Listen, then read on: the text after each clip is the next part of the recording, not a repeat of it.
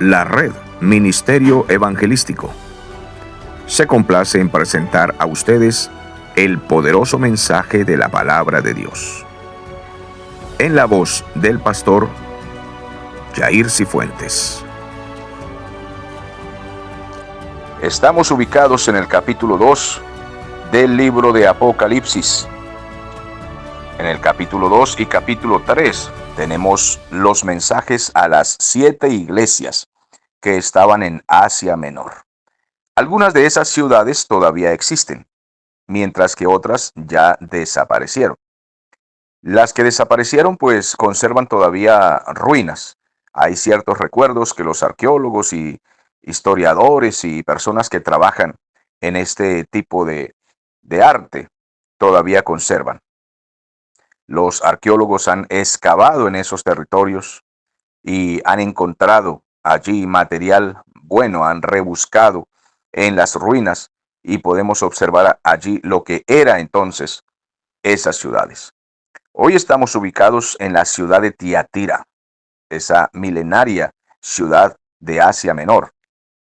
En el capítulo 2, versículos 18 en adelante, la palabra del Señor nos dice así: Y escribe al ángel de la iglesia que está en Tiatira, el Hijo de Dios, el que tiene ojos como llama de fuego y pie semejante al bronce bruñido, dice esto: Yo conozco tus obras y amor y fe y servicio, tu paciencia, y que tus obras postreras son más que las primeras. Pero tengo unas pocas cosas contra ti, que toleras que esa mujer Jezabel, que se dice profetiza, enseñe y seduzca a mis siervos a fornicar y comer cosas sacrificadas a los ídolos. Y le he dado tiempo para que se arrepienta, pero no quiere arrepentirse de su fornicación. He aquí yo la arrojo en cama, en gran tribulación, a los que con ella adulteran, si no se arrepienten de las obras de ella. Y a sus hijos heriré de muerte, y todas las iglesias sabrán que yo soy el que escudriña la mente y el corazón, y os daré a cada uno según vuestras obras. Pero a vosotros y a los demás que están en Tiatira, a cuantos no tienen esa doctrina, y no han conocido lo que ellos llaman las profundidades de Satanás, yo os digo, no os impondré otra carga. Pero lo que tenéis, retenedlo, hasta que yo venga. Al que venciere y guardare mis obras hasta el fin, yo le daré autoridad sobre las naciones, y las regirá con vara de hierro, y serán quebradas como vaso de alfarero, como yo también la he recibido de mi Padre. Y le daré la estrella de la mañana. El que tiene oído, oiga lo que el Espíritu dice a las iglesias. Esta poderosa ciudad de Tiatira era conocida por la artesanía, también por el culto al emperador, ese culto imperial. Era un culto pagano donde se decía que el rey o el emperador era Dios. Allí se adoraba a Apolos, era un dios griego. Los romanos y los griegos mezclaron sus culturas porque los romanos fueron muy influenciados por los griegos. Fue una ciudad muy famosa por la tintorería.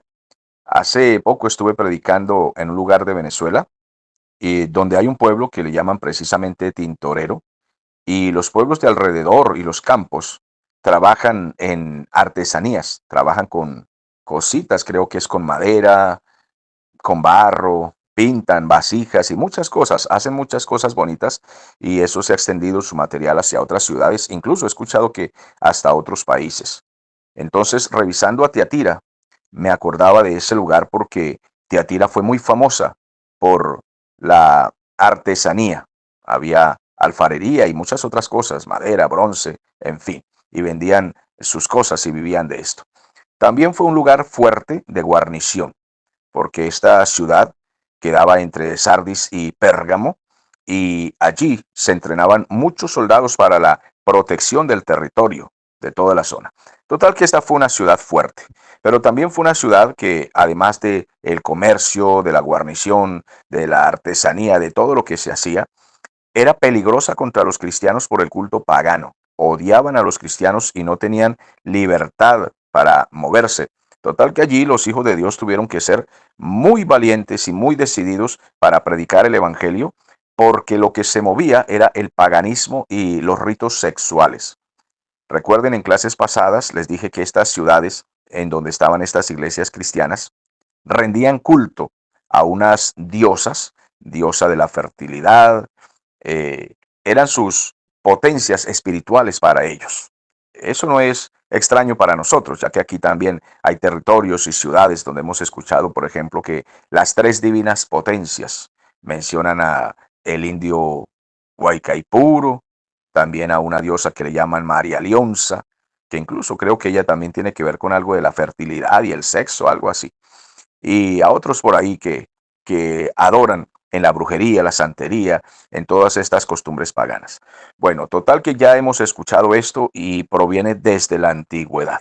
Los cristianos corrían riesgo en ese lugar, pero allí los apóstoles también fundaron iglesia y la iglesia creció y se hizo fuerte. Pero entró el paganismo y el Señor a través de Juan también envía una carta a ese lugar y le dice a Juan, dile al ángel de la iglesia, es decir, al ministro, al mensajero, al pastor que adoctrina y que enseña allí, que yo soy el Hijo de Dios. Se presenta como el Hijo de Dios para recordarle al pastor que él no es el que gobierna la iglesia.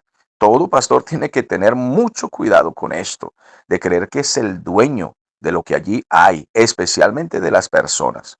Porque un pastor si quiere, es asunto suyo. Si quiere, se toma las cosas materiales y se las lleva para su casita y las vende y con eso hace chorizos y morcillas. Es su asunto personal. Pero el rebaño del Señor, que son las almas, las personas, no le pertenecen a Él. Tiene que tener cuidado con lo que hace con esas personas. ¿Qué les enseña? Porque la doctrina tampoco puede ser la de Él. Tiene que ser la de Cristo. Cristo es el único fundamento válido. Así de que aquí Cristo le dice a este ministro, Juan, dile al ángel de la iglesia que yo soy el Hijo de Dios, que tengo ojos como llama de fuego, que lo escudriño todo, y que mis pies son semejantes al bronce, pulido o bruñido, refulgente. Soy un juez que por donde voy intimido, causo temor, si es posible, miedo. Así de que recuérdale esto al ángel de la iglesia. Eso no se le puede olvidar a ningún pastor. Ahora, quiero dejar en paréntesis aquí algo que me gustaría que lo sepan. ¿Por qué razón a nosotros se nos complica un poco estos símbolos? Bueno, creo que no es nuestra forma de hablar, de dialogar, o quizá no estamos acostumbrados a ese tipo de lenguaje. Pero para los creyentes de aquella época era normal escuchar este tipo de simbología o este tipo de símbolos, porque la gente pagana de aquel tiempo, tanto romanos como griegos, todos los de aquellas culturas y naciones, tenían dioses y los dioses tenían esos dioses lógicamente no existen, pero hablo como si existieran, es decir, lo que ellos creían. Esos dioses tenían pies que eran de bronce, ojos que eran como llamas de fuego, tenían manos poderosas de plata, ellos caminaban e intimidaban, ellos tenían diosas como mujeres, esposas de ellos, y tenían hijos que también eran dioses. Total que cuando el Señor se aparece a Juan y le habla todos estos símbolos, pues para ellos era normal y era fácil en cierta forma interpretar estas cosas. Porque el Señor lo que les está diciendo, yo sí soy el Hijo de Dios y soy un Dios verdadero. Y yo sí tengo pies como bronce, bruñido, refulgente como en un horno. Yo sí tengo ojos como llama de fuego. De mi boca sale una espada que es verdadera. Esa sí es de dos filos y atraviesa cualquier alma y cualquier espíritu. Entonces, para ellos no era tan difícil entender esto. Seguimos adelante. El nombre de Tiatira significa sacrificio continuo. Ese es el significado. Y era que en esta ciudad se hacían muchos sacrificios a los dioses de los paganos, a la idolatría. Entonces el Señor se presenta allí, yo soy el Hijo de Dios. A Él es quien nosotros debemos dar nuestras ofrendas, sacrificios, adoración y todo lo demás. Y se presenta como el Dios que amenaza, como el Dios que advierte, vengo a traer juicio y por donde llego, intimido. Así de que es necesario que tenga temor. Le dice, yo conozco tus obras, tu amor, tu fe, tu servicio, tu trabajo, conozco todo lo que haces. Tu perseverancia y tus obras postreras o últimas son superiores a las primeras. El Señor comienza a elogiar, porque a cada iglesia le hace su elogio y su advertencia. le dice que está trabajando y que él se da cuenta, que persevera y que incluso últimamente han trabajado más que al principio. Habían evangelizado, habían enviado misioneros, se preocupaban por estas cosas y no carecen pues de buenas obras y el Señor está muy atento. Pero tengo contra ti. Cuando el Señor a nosotros nos dice pero, es muy delicado y hay que prestar atención cuando el Señor nos dice pero esto no me gusta, pero quiero que endereces tus pasos en esto o en aquello. Es mejor tener temor, reverencia delante del Señor cuando Él dice, pero tengo contra ti, que toleras que esa mujer, Jezabel, ella dice que es profetisa, enseña, seduce a mis siervos para que forniquen, para que coman cosas sacrificadas a los ídolos. Hay mucho que decir de este versículo, encontré demasiado material, total que voy a tratar de resumir para que tengan por lo menos la base de este texto. Algunos eruditos aseguran, no se puede comprobar aquí en la Reina Valera, porque la Reina Valera dice, toleras a una mujer en ese culto tuyo, en esa iglesia que está en Tiatira, que se llama Jezabel. El problema es que esta mujer Jezabel tenía demasiada influencia en la iglesia. Entonces algunos eruditos dicen que ella era la mujer del pastor. Incluso dicen que algunos manuscritos dicen así, pero tengo contra ti que toleras a tu mujer, Jezabel. Ella dice que es profeta, pero está seduciendo a mis siervos a fornicar y a comer cosas sacrificadas en las fiestas paganas, que asistan a las fiestas paganas y derrochen su vida en ese lugar. Ahora bien, si era la mujer del pastor o no, no lo sabemos. Puede ser. Pero aquí la doctrina importante es que había una mujer en esa iglesia que decía que era profeta y que por medio de profecías y enseñanzas en el púlpito, ella desviaba y torcía a la gente al paganismo y a la herejía. Ahora bien, el nombre Jezabel, no sabemos si esa mujer se llamaba Jezabel o el Señor Jesús le puso ese nombre para señalarla como una mujer malvada, ya que en el Antiguo Testamento había una reina que era la mujer del rey Acab de Israel. Esta mujer fue perversa, era una pagana, era una asiria, no recuerdo si filistea, luego lo podemos estudiar y revisar. Y esta pagana que se casó con un rey judío, torcía al pueblo, mataba profetas y dominaba al rey, persiguió a Elías y lo amenazó. Entonces no sabemos si es que el Señor le pone ese nombre a esta mujer para señalarla con la misma perversidad, para acusarla de cosas muy malas que le hacía a la iglesia. Y seducía a los siervos para que cometieran idolatría y fornicación, ya que en esa ciudad, como lo he dicho, se rendía culto también a la sexualidad.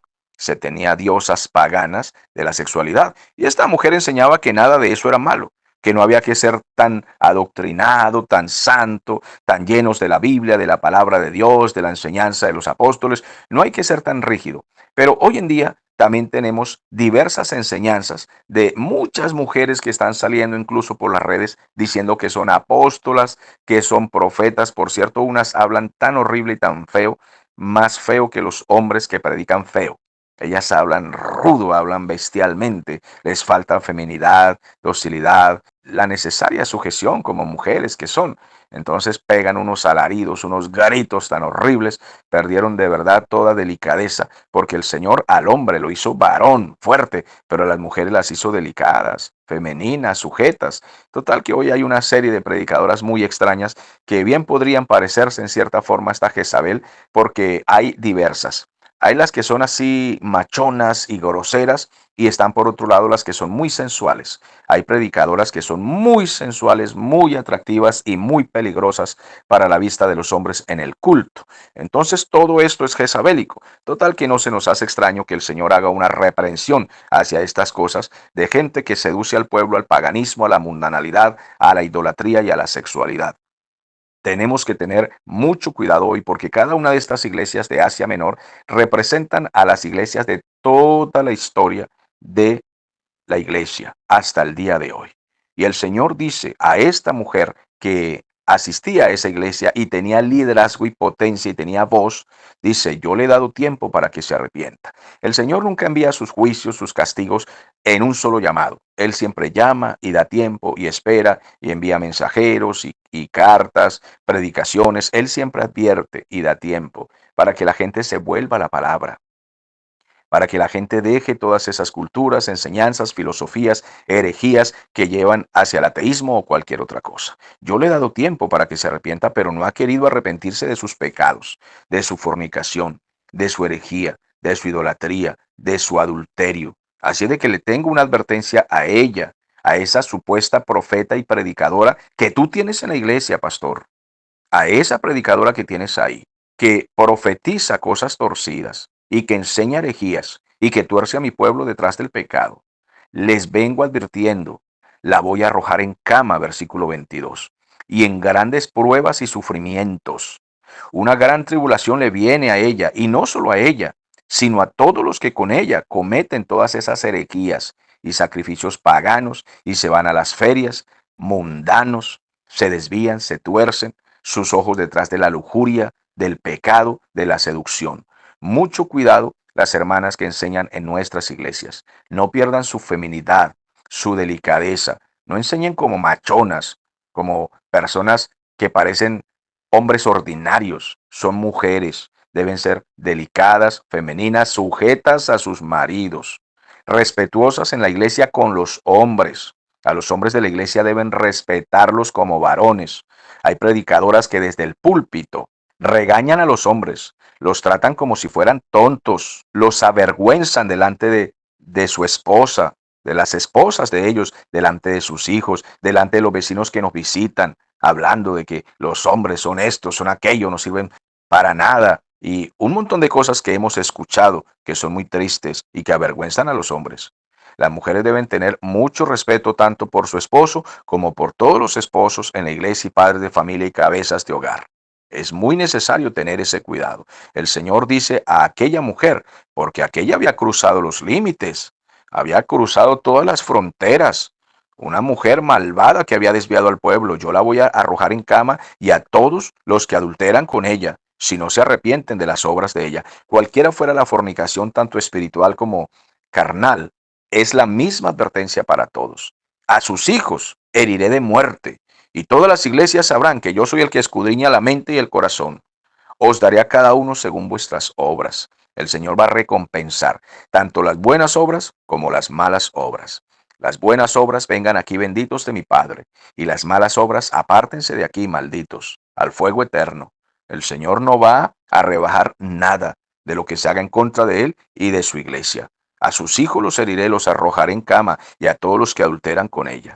Pero a los demás que se congregan en esa iglesia de Tiatira, a todos los que no han participado de las doctrinas que ella enseña, de la mundanalidad y la seducción con que ella los seduce, que no han conocido lo que ellos llaman las profundidades de Satanás. Imagínense cuántas doctrinas estaban enseñando, que incluso habían algunas doctrinas que tenían que ver con el ocultismo.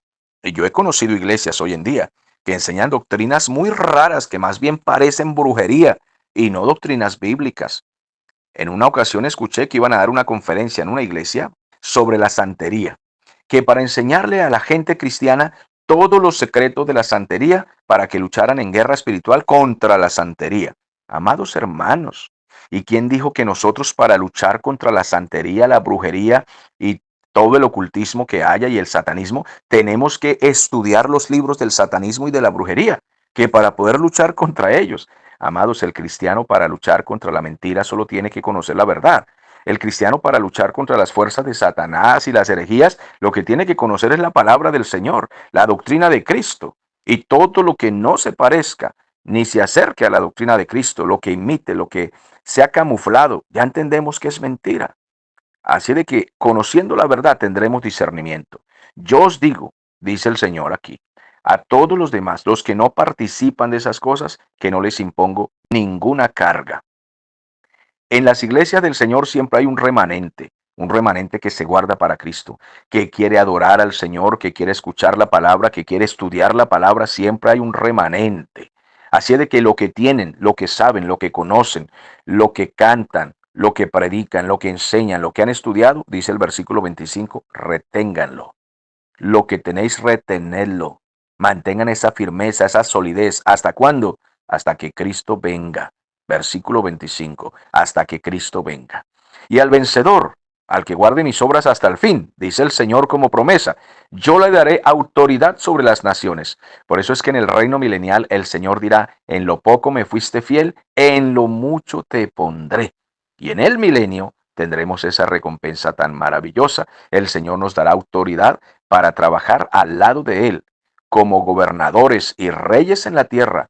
Nos dará provincias, ciudades, naciones, según sea la recompensa que el Señor tenga estipulada para cada uno. Por lo que hagamos aquí en esta vida, seremos recompensados en el reino milenial y también en el brillo que tengamos en la eternidad, porque unos brillarán más que otros en la eternidad. Eso es maravilloso y son las recompensas. El Señor dice que Él es la estrella resplandeciente de la mañana.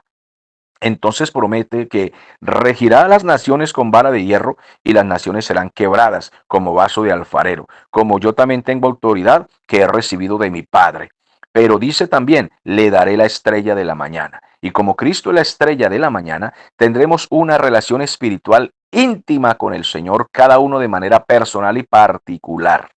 Eso dará el Señor a cada uno. Y yo siempre disfruto cuando llego a estas partes de lo que es la relación personal, porque esa recompensa en la eternidad será de acuerdo a la relación que hayamos tenido con el Señor en esta vida.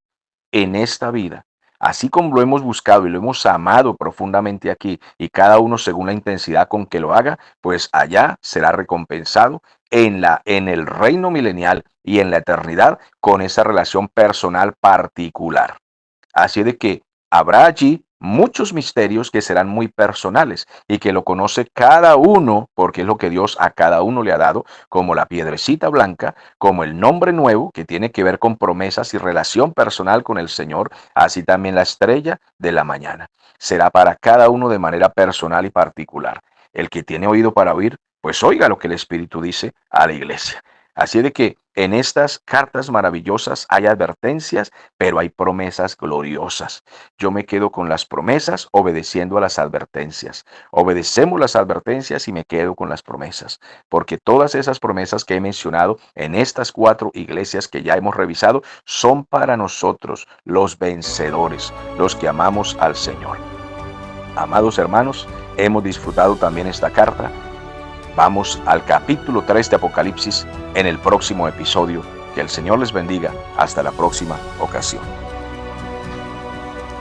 Estimado amigo, Jesucristo puede salvarle si usted le pide perdón por sus pecados. Gracias por escuchar el mensaje del Evangelio.